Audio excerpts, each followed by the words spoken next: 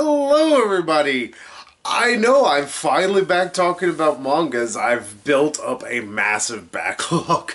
I have 12. I think I need to give you all a review and give my thoughts on just kind of say how I'm feeling about different things. And hey, at least I wore a shirt that is based on a anime. Technically, it's loosely based on a manga. I can't help it, y'all. It's kind of how I am. I can't help it. I'm a Dragon Ball Z fan first. And I know some people are like, oh, it's so childlike and whatever. Let's just all agree. As fans of manga, we should encourage people to like what they like. As long as they're reading and enjoying an anime or a manga, that's all that should matter.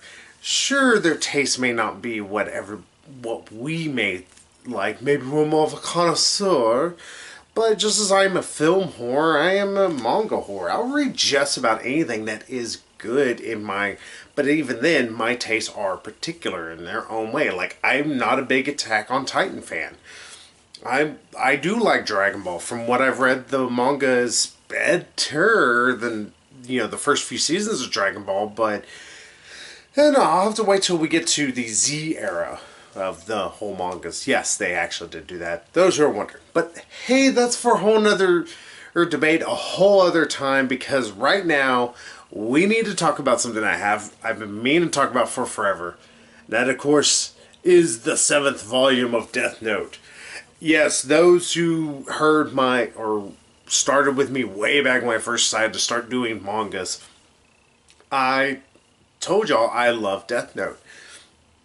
Sorry, swallowing my own tongue here. And Volume 6, I was a little torn on. And this one as well, with Volume 7. Those who have not had a chance to read this warning, this is going to be a little spoilery. I cannot talk today. But to be fair, this is a manga that's... hell, it's nearly 10 years old. Oh, God, I feel old now. In fact, it might be older than that. But regardless of all of that, I'm going to spoil this a little bit, so those who are wanting real quick my opinions on it, I think it is good in parts. I think there are not so great parts. I am still going to read the rest of this. In fact, I've picked up Volume 8 and also the 2 black volumes of which is 9 and 10 and 11 and 12 put together. Well, 9 and 10, one volume, and then 11 and 12 put in one volume. And I will eventually get around to that. In fact, I have them all organized how I'm going to read them, and it's a little ways down, but I will get to it soon.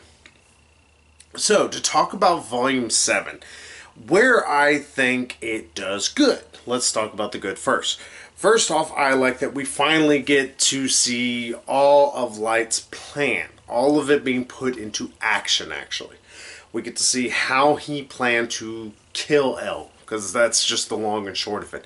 And we knew this was going to happen, because there's no way they could have had this cat and mouse game that's happening between them keep going and going and going, because after a while there's only so much ridiculousness that can keep happening. And that was part of what my issues were leading up to this, that there was some real silly stuff happening, and it was getting to the point where I'm like, oh, okay, so you have lost your cool, like this real thriller feel, and you've gone for complete goofiness at times. And the anime is not much better with the very infamous, I can write one name, then grab a potato chip and eat it. It's so melodramatic. It's awesome, almost. Here, this is actually one of the more straightforward, I believe, of all the pretty much novels that we've been given. I know calling it novels is not quite right, because technically there's light novels and there's mangas, blah, blah, blah. I don't care, people. I really don't. I wish I could say I cared a ton. I just... But here, we get to see what happens there. And that's actually really good. I'm finally glad there's some resolution to it. Those who are wondering, yes, Light ends up killing L. Oh, spoiler alert for something that's over 10 years old now at this point. Seriously, how have y'all not read it? I'm the only asshole who probably hasn't read it. I do think it was actually rather smart. I thought there was actually some... The writer of this did put some forethought into this, but there is some points where you can see like he kind of had to make up some stuff here and there. And honestly, there is a number of points where I'm like, alright, this could have been more easily resolved than this overtly complicated thing. Now, because of that, since we get the destruction of, the death of L, and also his mentor in all essence is also dead as well, we then get the new people that are supposed to be coming up. Those who are wondering, they do not appear on this novel, they're on the next one. Nice way to describe it is, one is more in contact with mobsters and stuff like that, and the other one is pretty much L light. L-I-T-E, I should say. And that's where I begin to have my problems. I get that we're ending one and we're going to another one, but I think their characterization just is not given to us very well, and that's probably one of the big problems that just constantly keeps bothering me whenever they're talking, especially one that's dealing with more mobsters and is kidnapping Light's sister for funsies to try and lure out Kira. There's some like leaps of logic they take, like they know that L is dead, but they know that that they have the notebook that can kill it, even though it's like, so was L giving the information? I am sure it's something that's slowly but surely going to be revealed to us throughout the last 5 novels, but it feels so unearned. With L and his constant ponderment and constant wondering about who actually is Kira, this doesn't feel like these people have... You can see why the guy who, they're talking to tells them that L's dead, why he says they're not ready to be the next L. Because they are just, I know it. And it almost feels like the novel itself is calling them out for being these pretty much basic L split into 2 extreme personalities in a way. Like you have the one who's willing to do anything to catch the Kira, and the other one who's just the super smart guy thing, but he's barely in it. And also, there's points to where it feels like it wants to try and redeem Light, which is a noble effort, but it always feels lackluster, and I think that's a big problem. It's like, it's gotten to the point where Light is not a very interesting character anymore. I mean, his motivation was to try and rid the world of crime and try to make it a perfect place. Something as I know is touched on later on in the entire series and everything, a little bit more in depth. But here it doesn't, I don't know. He just feels like he's just a guy who's trying to pretend to be like 3 different people, and because of that he feels like he's incomplete. And that's the best thing I can say about this, and that's really the big problem. This is incomplete. Not that this is a bad volume, it's just a volume that is a bridge from one area of the novels to the other. Pretty much a middle ground.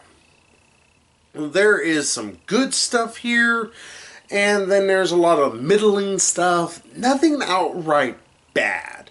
Just nothing that is enough to make you remember this all that well. And I think that's its big problem.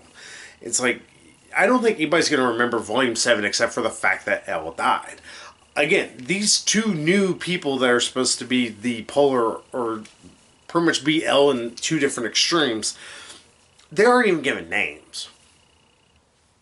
So how am I supposed to care about them? I mean, how are they some kind of a threat? At least L, like that mysterious L, he's just an L, and they talked about him and everything. There was a mystique to him that he did earn. Light. There was there was stuff that was given to him. Sure, a lot of it technically was like exposition, but you gotta have exposition some way, y'all. And just, I'm gonna reserve to see, how bad, because people do say that it does turn bad once, you know, Permachel's dead. I'm going to reserve the rest of my judgment to see how this series is going to go. I am trepidatious at best. I'm like, not sure, this might be kind of not great. It might be alright. So, if you are like me and this one, or if you were reading along with me why you're doing that, why not just read ahead? It's okay, folks. I'll catch up with you and give my opinions eventually. But if you're a little uncertain, do like me, at least read one more volume. It's not, like I said, it's not outrightly bad. It's very much not like I thought of with stuff like with Attack on Titan or Battle Royale, where I did not care for those all that much. Although I still am going to eventually get to watching Attack on Titan. I gotta finish a few other animes before I can get to Attack on Titan. Yes, I know it's about to start the 3rd season or something, but I got so much other crap I'm doing. Hell, I need to finish Super. Yeah, this Super. Yeah, Death Note Volume 7 is a bridge. That's the best way to describe it. There's nothing bad, there's nothing great about it. It is a functional piece of equipment to get from one story to another. It's, like I said, it's alright. So, we'll see what, you know, Volume 8 has in store. Hopefully it starts to turn a little bit better. Hopefully these characters finally given names. That'd be nice. And we'll see what ends up happening, because honestly, like right now, I'm almost like, I'm almost happy to have it done. Even though I know it's one of the shortest of all the different mangas I could read, especially compared to Bleach and Naruto, which I decided to, for some reason, start picking up. Yeah, I have not gotten Volume 2 of either one, because I can't find them by themselves. Even if they sell the omnibus of each one, I'll buy it, just I'm wanting to find them. I can't find them. Yay me! But hey, that's Death Note Volume Bridge. We'll see what has in store. But hey, I have more manga seen at my feet, literally, to talk with you about. And until then, I will see y'all later. So, bye-bye.